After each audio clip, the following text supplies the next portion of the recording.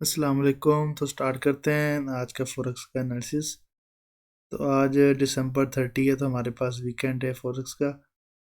तो आज का जो हमारे पास फंडामेंटल इम्पैक्ट था, जस्ट हमारे पास यूएसटी पे थी एक मीडियम इम्पैक्टेड न्यूज़।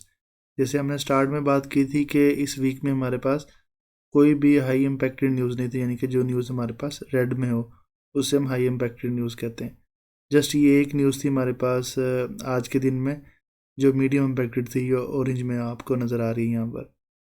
तो आज जैसे मैंने यहाँ पर प्रीवियसली भी डिस्कस किया था कि इस वीक में हमें ज़्यादातर साइडवेज मूवमेंट देखने को मिली थी, लेकिन मैंने अपनी वीडियोस में ये ऑलरेडी कहा था कि market at the end of week हमें एक डायरेक्शन में होती हुई नज़र आएगी। तो आज मार्केट ने, आज लास्ट डे था तो ऐसा ही उसने बिहेव किया, हमें एक डायरेक्शन को मिली है, वही डायरेक्शन मिली जो हम अपने एनालिसिस में एक्सपेक्ट कर रहे थे। सबसे पहले डॉलर इंडेक्स पे जाते हैं। तो डॉलर इंडेक्स में जैसे हमने कहा था कि मार्केट का ये ट्रेंड है, यानी कि डॉलर इंडेक्स का वो हमें बेरिश की तरफ है, वो सेल होता हुआ नज़र आएगा। तो हमने ये जोन बनाए थे, ये 3 जोन थे। हमने कहा था इन जोनों में से मार्केट किसी भी जोन से रिजेक्ट होकर अपने इस डिमांड जोन को ब्रेक करेगा। तो सिंपली मार्केट जब स्टार्ट हुई थी इस वीक में, तो इस जोन से स्टार्ट हुई थी। यहाँ पर देखें मार्केट, यहाँ पर यहाँ से रिजेक्शन लेकर सप्लाई जोन से कैसे नीचे आई है, दोबारा इसने अपने डिमांड जोन से थोड़ा सा पुल बैक लिया, लेकिन दोबारा करेक्शन करके इस डिमांड जोन को ब्रेक किया। और फिर ये वाले डिमांड जोन को, यानी कि जो यहाँ पर अगर एक्सटेंड करें तो ये यहाँ पर आता है, इस डिमांड जोन को भी इसने ब्रेक किया, और ये वाली जो इसकी लो थी इसको भी ब्रेक कर दिया। तो यानी कि जैसा हमने यहाँ पर एक्सपेक्ट किया था कि मार्केट हमें शॉर्ट को मिलेगी, यानी कि सेल को मिलेगी, तो मार्केट ने वैसा ही बिहेव किया और मार्केट डिमांड जोन को ब्रेक कर कर यानी कि नीचे एक तरफ जा चुकी है। यानी कि हमें मार्केट की डायरेक्शन अब एक क्लियरली एक नज़र, यानी कि हमें नज़र आ गई है कि ये अब शॉर्ट हो चुकी है। प्रीवियसली भी डॉलर इंडेक्स हमारे पास शॉर्ट ही था। अगर हम इसका लार्जर स्केल पर थोड़ा सा ओवरव्यू लें तो वो भी हम यहाँ पर देखते हैं कि मार्केट प्रीवियसली हमारे पास ये शॉर्ट ट्रेंड में ही आ रही थी, बेयरिश में ही थी मार्केट हमारे पास। ये देख सकते हैं कि मार्केट हमारे पास कई हफ्तों से बेयरिश आ रही है। तो वैसा ही हम ट्रेंड को देखकर एक्सपेक्ट कर रहे थे कि अभी भी, यानी कि जो ये डिमांड जोन है वो ब्रेक होंगे, और वैसा ही हुआ, डिमांड जोन ब्रेक हो चुके हैं। तो ये था हमारे पास डॉलर इंडेक्स का बिहेवियर। तो जैसा हमने एक्सपेक्ट किया था, इसी जोन से मेन चीज़ है कि हमने अपने जोन देखने हैं। ये वाला सप्लाई जोन से रिजेक्शन ली और मार्केट दोबारा सारे डिमांड जोन को ब्रेक करती हुई नीचे चलेगी। हमारा ये वाला सप्लाई जोन सही साबित हुआ, क्योंकि हम सप्लाई एंड डिमांड जोन सीख रहे हैं। तो ये वाली हमारे जोन जो है वो सही साबित हुआ, ये हमारा, यानी कि ये जोन उसने इम्पैक्ट दिया हमें। इस यहाँ से रिजेक्शन के बाद मार्केट ने अपने सारे जो नीचे वाले प्रीवियसली डिमांड जोन थे वो ब्रेक किए। जो हमारा एनालिसिस था, जो हमारा यानी कि पॉइंट ऑफ व्यू था टेक्निकल एनालिसिस की बिना पर, हमने लास्ट वीडियोस में भी यही किया हुआ कि हमें मार्केट ये डिमांड जोन को ब्रेक करेगी, लेकिन वो किसी सप्लाई जोन से रिजेक्शन लेकर। तो नेक्स्ट चलते हैं यूरो यूएसटी में। तो यूरो यूएसटी को जैसे हम डॉलर इंडेक्स पे कह रहे थे कि अगर हमारे पास डॉलर इंडेक्स वीक होता हुआ नज़र आएगा, तो जो यूएसटी, इसमें हमारे पास कोड करेंसी है, तो हम यूरो यूएसटी को बाय में देखेंगे। तो सिंपली हमने ये डिमांड जोन बनाया था कि मार्केट का यूरो यूएसटी में ये डिमांड जोन था हमारा, कि यहाँ से मार्केट सप्लाई लेकर, डिमांड लेकर अपने इस सप्लाई जोन को ब्रेक करेगी।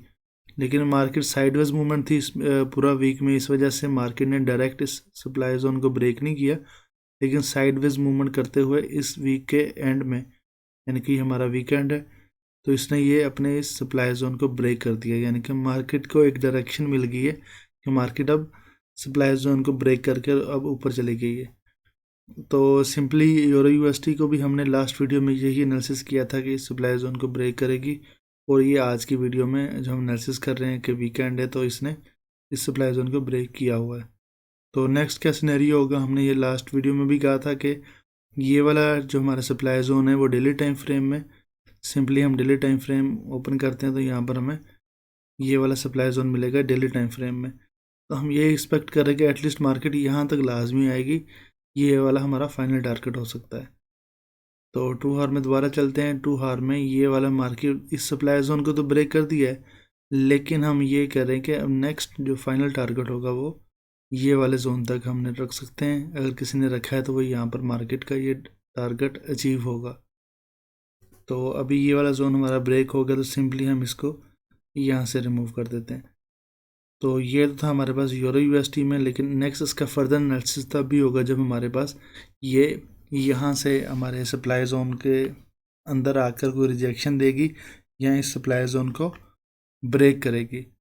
तो इस वजह से तब तक हम यानी कि इसका कोई एनालिसिस फर्दर नहीं कर सकते जब तक कि हमारे पास इस सप्लाई जोन से आकर रिजेक्शन ना दे। तो नेक्स्ट चलते हैं यूएसडी कैड में। यूएसडी कैड में ये मैंने एक सिनेरियो दिया था ट्रेड का अपने व्हाट्सएप ग्रुप में, तो ये मैंने शो किया। वैसे सबसे पहले रिमूव करते हैं। तो हमने ये सप्लाई जोन था, इस सप्लाई जोन से मार्केट ने यानी कि रिजेक्शन ली थी, ये हमने लास्ट वीडियो में भी डिस्कस किया था। तो हमारे ये पॉसिबली दो टारगेट थे, फर्स्ट एंड सेकंड, ठीक है ना। जो रेड लाइंस हमारे नज़र आ रही है हमारे पॉसिबल टारगेट्स थे। तो मार्केट यहाँ से रिजेक्शन आकर यहाँ तक हमें टोटल बनते थे हमारे पास 89 पिप्स। तो मार्केट ने जो हमें मैक्सिमम पिप्स दिए हैं वो हम यहाँ से देखते हैं कि मार्केट ने हमने 1 आवर की बेस पे ट्रेड ली थी। यहाँ पर हमने ट्रेड ली थी और मार्केट ने हमें जो मैक्सिमम पिप्स दिए हैं वो 84 पिप्स दिए हैं मार्केट ने हमें। तो अगर किसी ने यहाँ पर ट्रेड अपनी यानी कि क्लोज़ की हो तो वेल एंड गुड है, नहीं तो इसका जो फर्दर हमारे पास जो ओवरव्यू नज़र आ रहा है यूएसडी कैड का डॉलर इंडेक्स को देखते हुए, वो यही है कि मार्केट ये मज़ीद शॉर्ट जाएगी। लेकिन अभी वीकेंड है, तो अगर किसी के पास यानी कि है इतने सेंटिमेंट्स या फंडामेंटली उसे यानी कि इतना है बिलीव है अपने आप पे, तो वो ट्रेड्स को होल्ड कर सकता है। नहीं तो मेरी रिकमेंडेशन यही होती है, तो यहाँ पर आप जो मिनिमम ट्रेड होती है वो उससे ओपन रहने दे, बाकी ट्रेड्स आप क्लोज कर दिया करें। तो सिंपली अभी यूरो इसको यूएसडी कैड को भी हम शॉर्ट में देख रहे हैं और शॉर्ट में हमने ये टारगेट 2 लगाए हुए हैं।